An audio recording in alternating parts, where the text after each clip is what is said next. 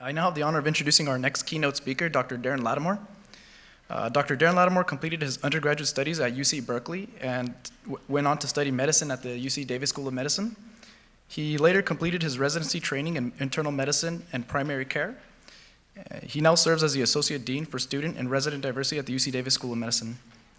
And something unique about Dr. Darin Latimore is his mission, and his ultimate goal is to boost the number of students from disadvantaged backgrounds like himself, as well as help develop a physician workforce that reflects California's diverse populations. So please join me in welcoming Dr. Darin Latimore.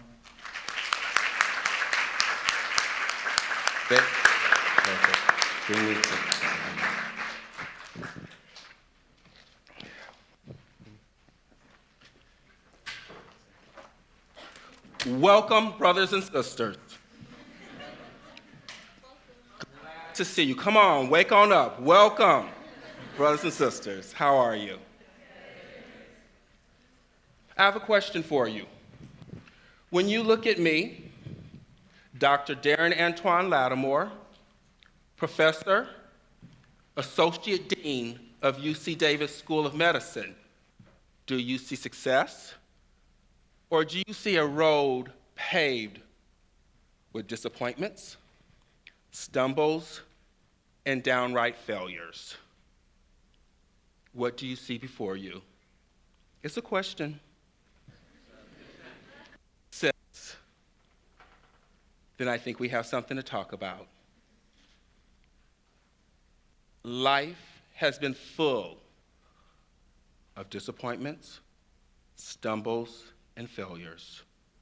What I hope you get out of this, start where I'm going to end, is those don't define you.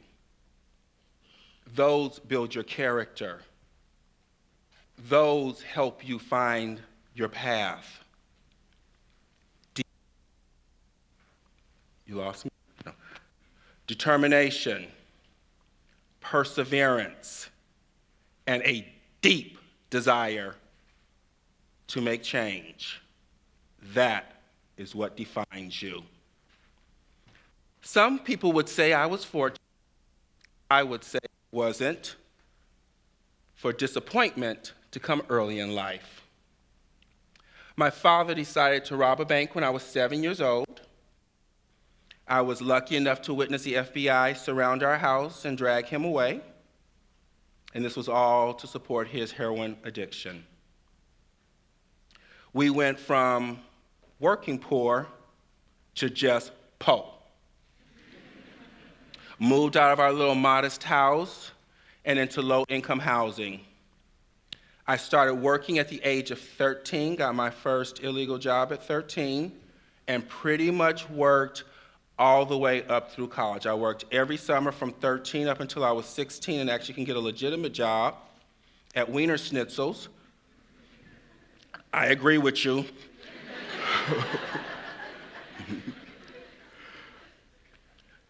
In high school, I actually went to school part-time, did that 0 period before it became in vogue so I could leave school early and work.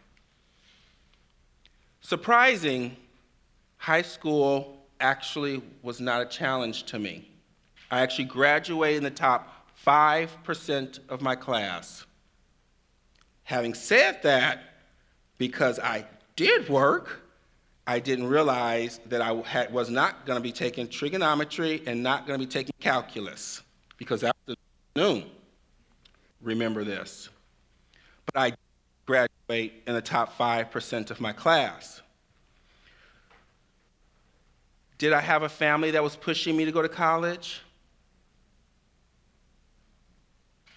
No. And I'm going to be honest with you. It was out of fear and it was out of need. I was the oldest child and I was working.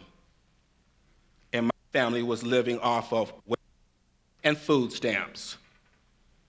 If I left, that meant a tenuous situation at best could get even worse. I have a feeling many of you in this room can relate to that. My first mentor and actual sponsor was my grandfather.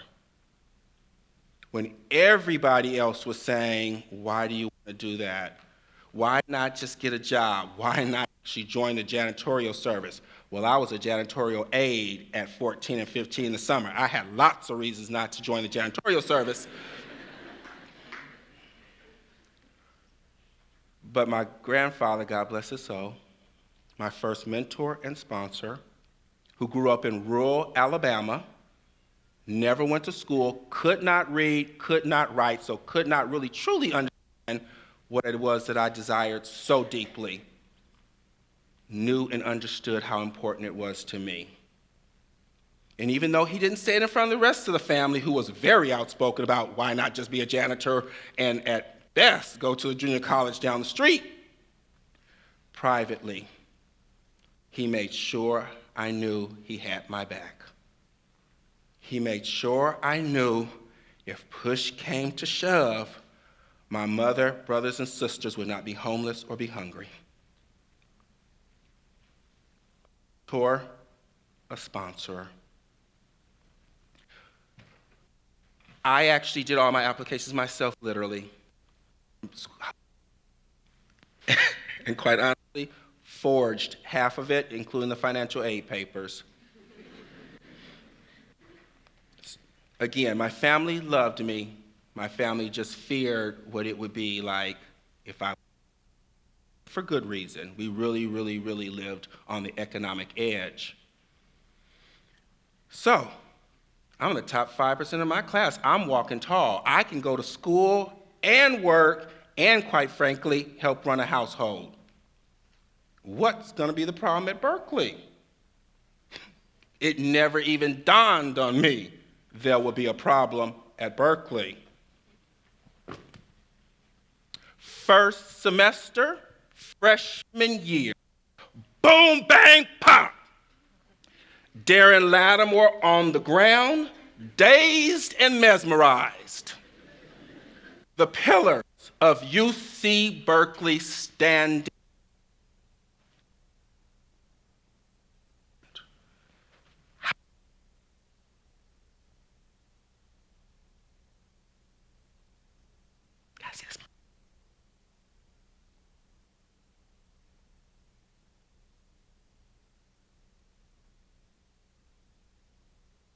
Which way I manipulated it. I had never seen a grade like this one. In my case, it was called. How did this happen? Pre-med advisor, you know the one up on the hill with the big sign saying pre-med over her door? To help me pick my classes. Oh, keep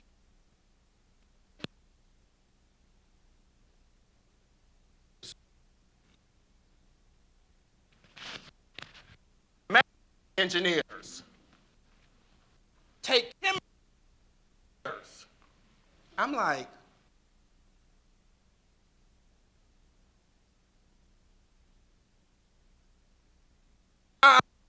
doctor. Not on either. Am I live? I don't hear me. I'm good.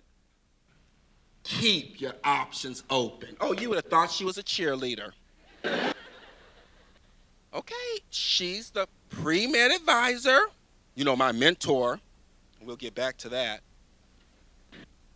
She must know what she's saying, talking about. Well, now I have two on.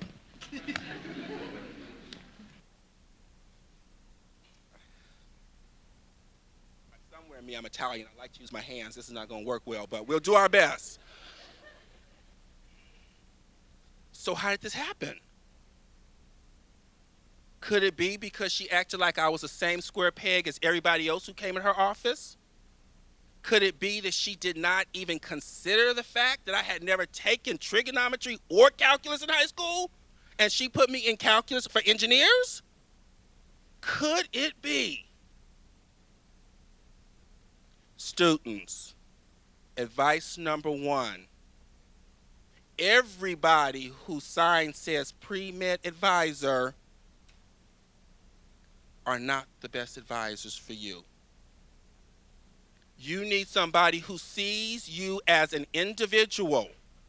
An advisor is somebody who understands where you have walked and where you plan to walk in the future.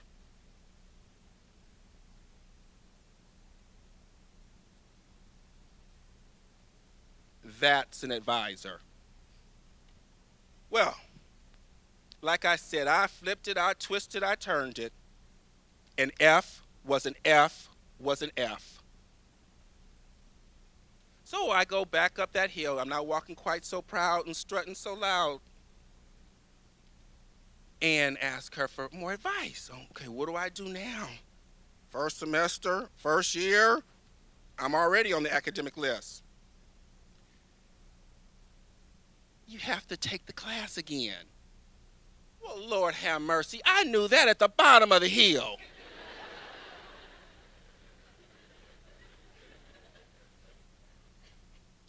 Thank you for your advice. That was 2 out of 3 sessions with this one wonderful person. So what did I do? I went to summer school. Took 1 class in summer school. And lo and behold, that F actually became a B+. I actually had time to focus and understand. I learned something very difficult, believe me, lesson to learn, but I learned something very quickly. And that was, no, I'm not a square peg. And 2, if I'm going to make it in this environment, I need to slow my roll down. Darin Latimore went to summer school 4 out of 5 summers. Each one of those taking a class that I thought was going to be difficult for me. And I assure you the grades I got that summer was higher than similar classes during the academic year. Now, would it have been fun to be with my friends with their backpacks and their little hostel passes trumping all over Europe during the summer? Oh, yes, it would have been. How many of them are standing before you now? Not many of them. You're not a square peg. If you can do it in 4 years with A's and B pluses, God bless you.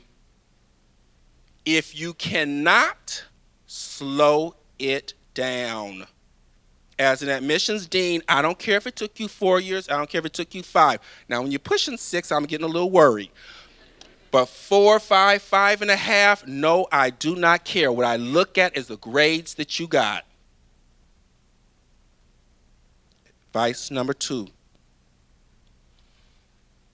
So, I went to junior college, took my calculus for the 2nd time. So proud of myself. You just saw me marching up that hill thinking I had something I had to say.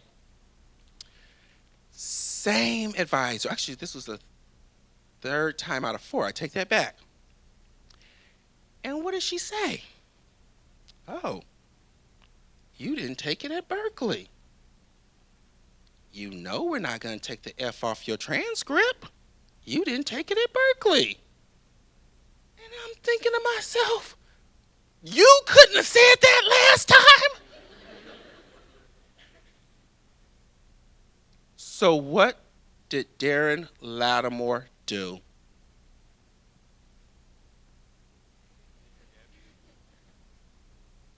A little louder. How many times does that mean Darin Latimore took calculus? 1A? 3 times. Does that mean that Darin gives a hoot about math? I am the first person to pull out my little phone when it's 1 + 1.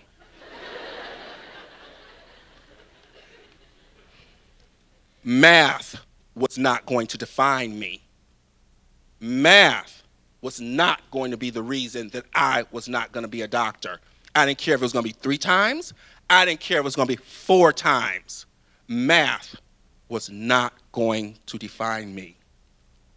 Ladies and gentlemen, which course do you most allow to define you?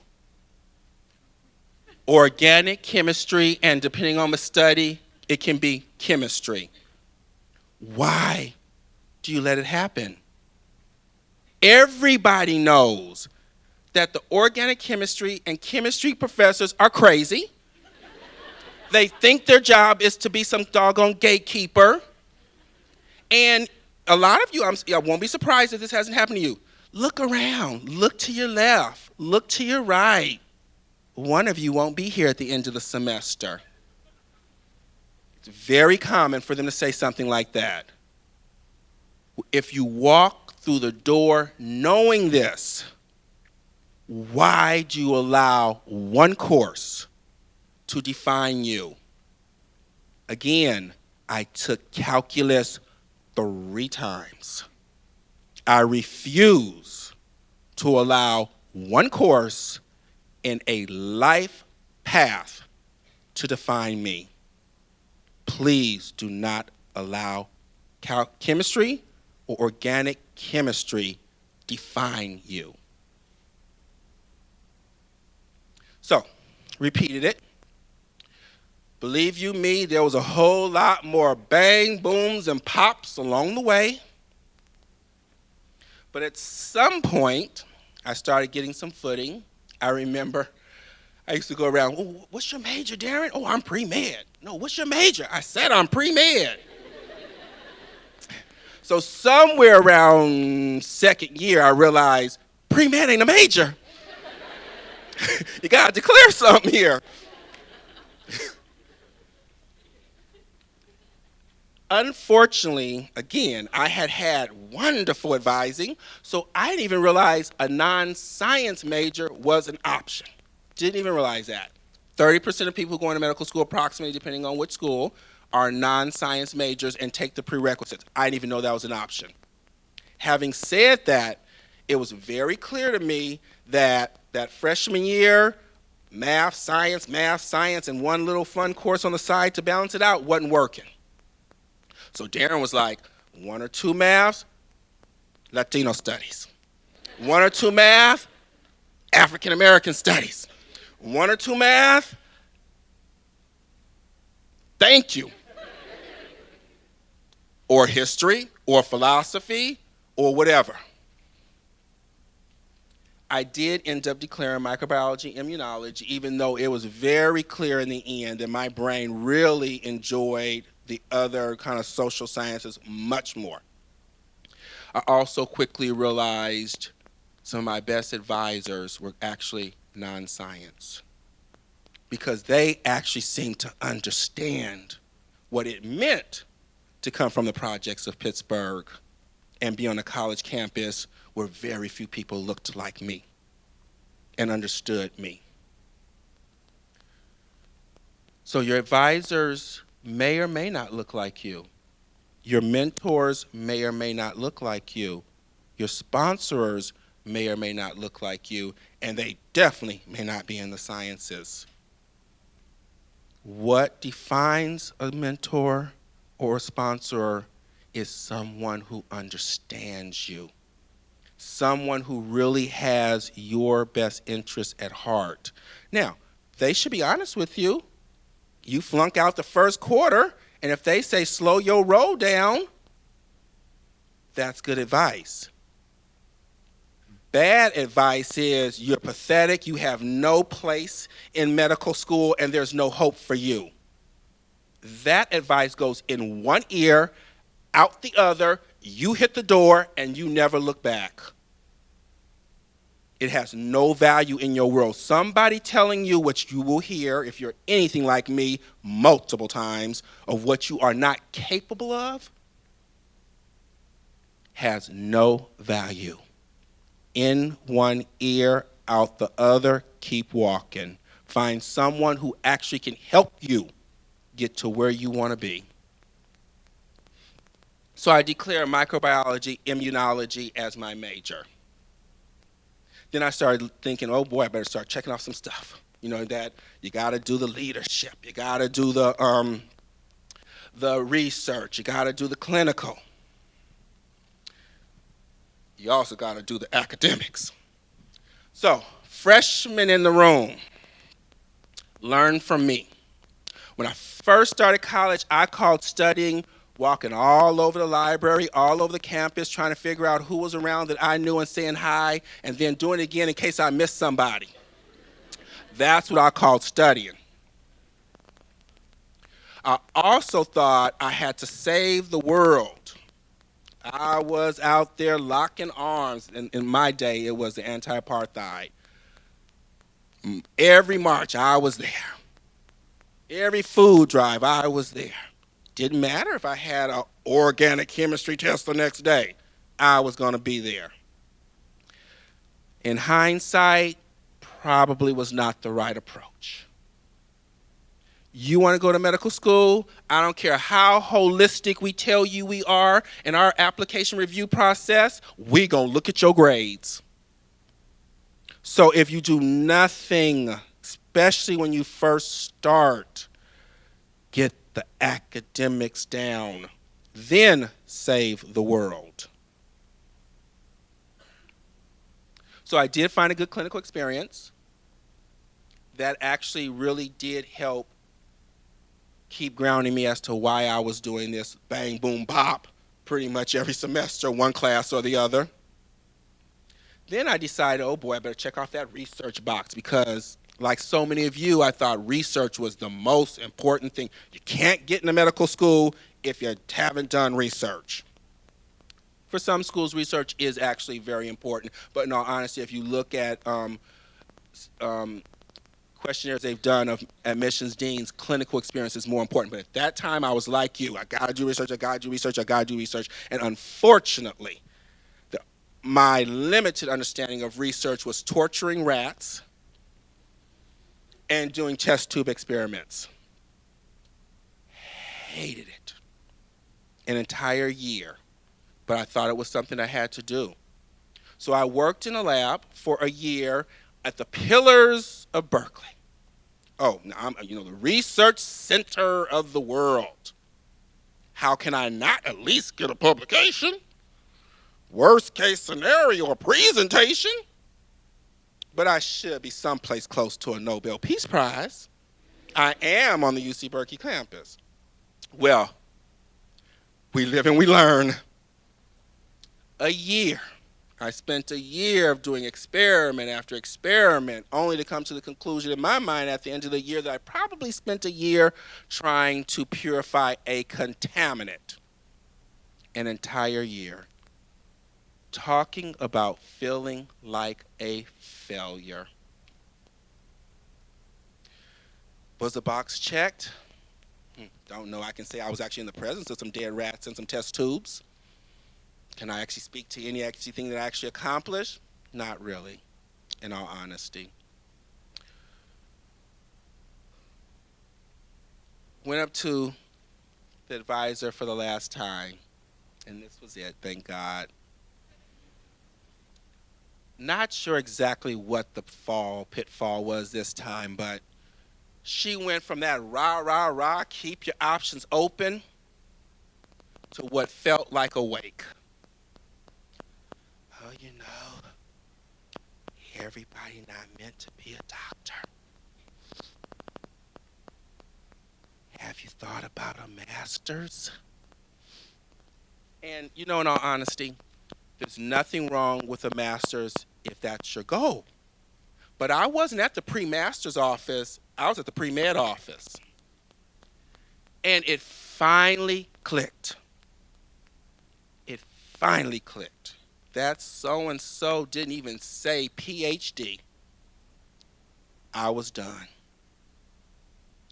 That was it for my pre-med advising. So again, please seek out advice from people who really have your best interests at heart. I never went back again, which actually was unfortunate because there's multiple steps that you need to kind of check off to really have a nice, strong application for medical school, and I didn't get most of that.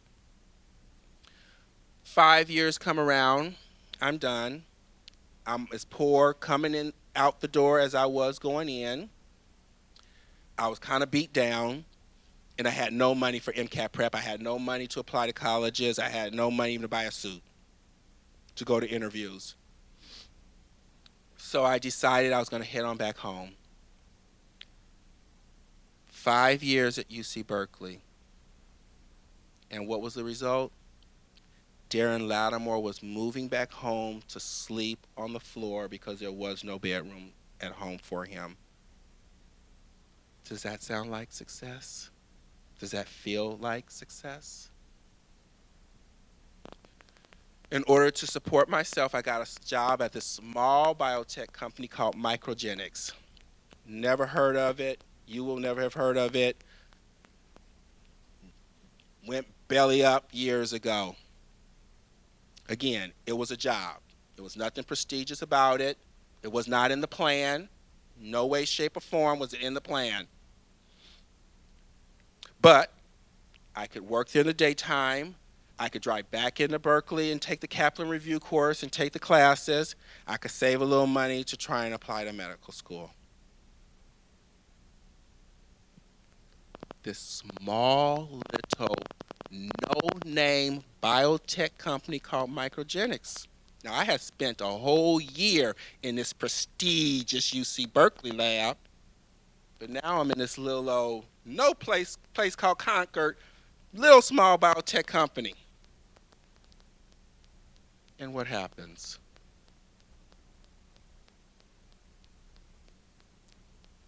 Get 2 abstracts published.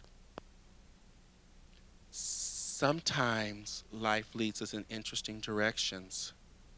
Sometimes our best and most important things don't come packaged with a beautiful university pillar on them.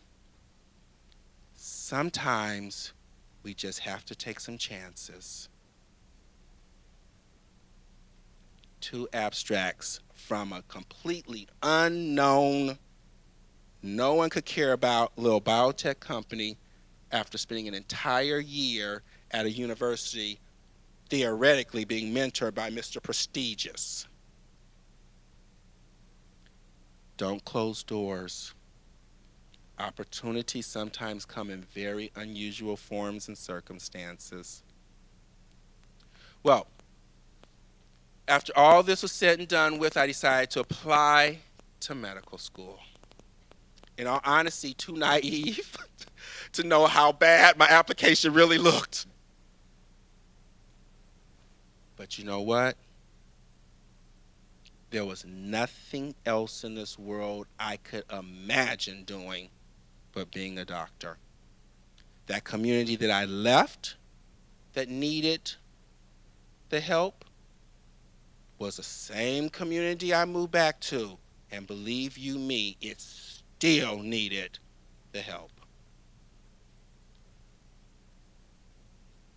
What was my biology, chemistry, physics, math GPA when I finished UC Berkeley?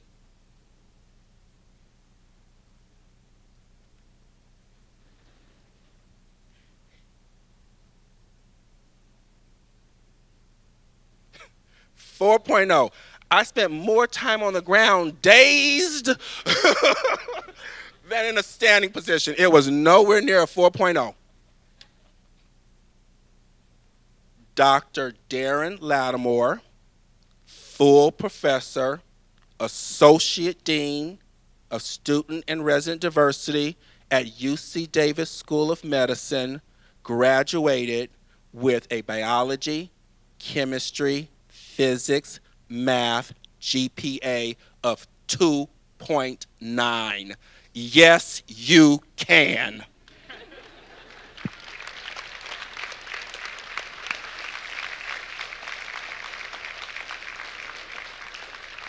If you've heard nothing else from me today, do not allow anyone else to define you. Do not allow anyone else to put limitations on you. You and you alone have control over your destiny.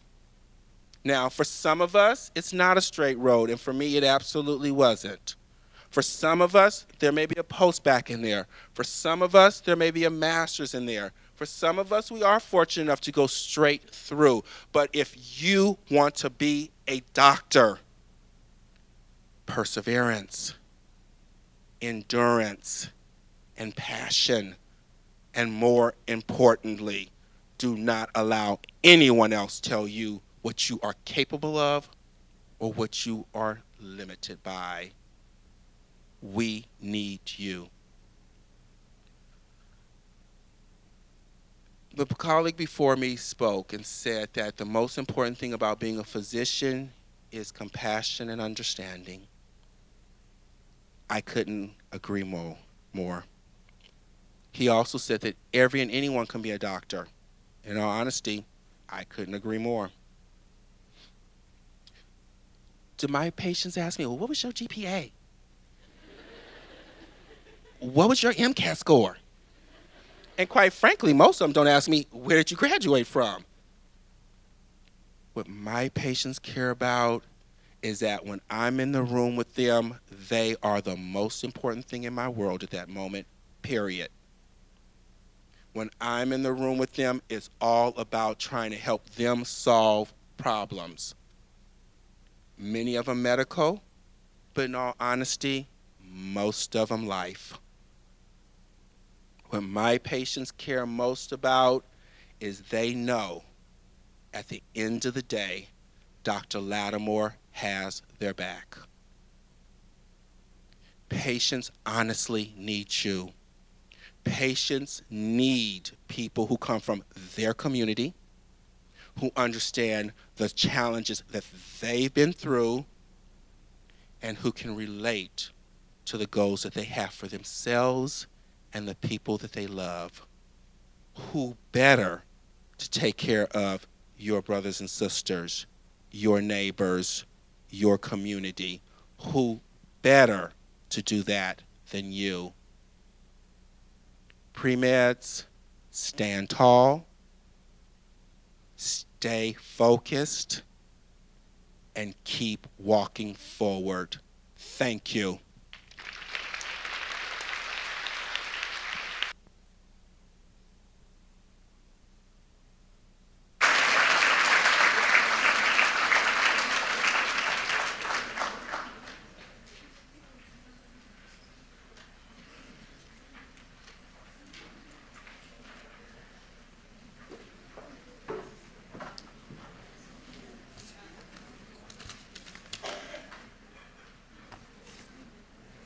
Thank you, Dr. Darin Latimore. I just want to give a recognition to these both keynote speakers, Dr. Nicky and Dr. Latimore. They took their time out of their schedule to come motivate you guys, to come share their stories so that you guys can know that the journey to your health career is not going to be linear.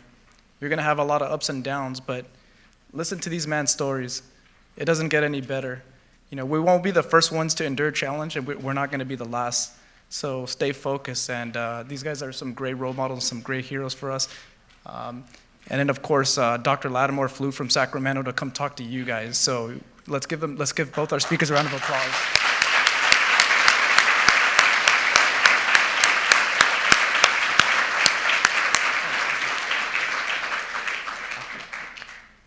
So right now we actually have a break, and then we're going to start our admissions panel at 10:05. And we actually have 3 admissions panels, so if you guys look at your programs, you guys know that the MD-DO admissions panel will be here, and then the other 2 would be down the hall, and the other one's going to be upstairs, and you could see on your program. And the volunteers are here wearing their blue shirts, so the light blue shirts, so if you guys have any questions, just feel free to ask them. Thank you, guys.